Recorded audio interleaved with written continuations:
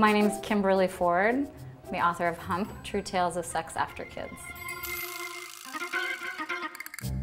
I think the jury is still out as to whether or not kids are good for marriages, period. Statistically, there's a psychological study that says that 83% of couples suffer some sort of moderate to severe crisis after kids come into the picture. No one's going to tell you that it gets better. You know, you're not going to have better sex because you have young children. Certainly that's not the case.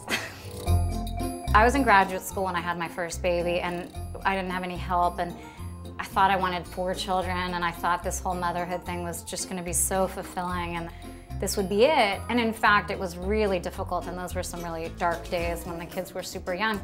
My husband would get home, and I literally would be like, oh my God, we have to go to the bedroom right now and do this. It was the way that I was sort of maintaining some semblance of self that wasn't totally eclipsed by the baby.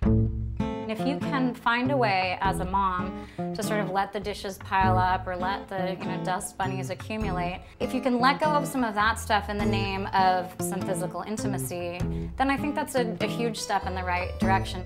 We do something called private time, which just means that the kids know they're not supposed to bug us. That might be a glass of wine on the couch. It might be us chatting on the porch. Mostly it's us upstairs, behind closed doors.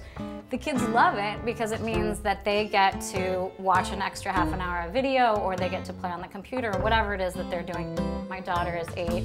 And she's by far the most inquisitive. The other day she says, Mommy, what do you guys do during private time? And I said, well, mostly we just talk, and if I'm lucky, I'll get a back rub. My youngest son, he's out there and he's saying, let me in, let me in. And so my husband, of course, yelled back, not by the hair of my chinny chin chin, which, so there's a lot of levity around the whole thing. They don't feel like we're abandoning them.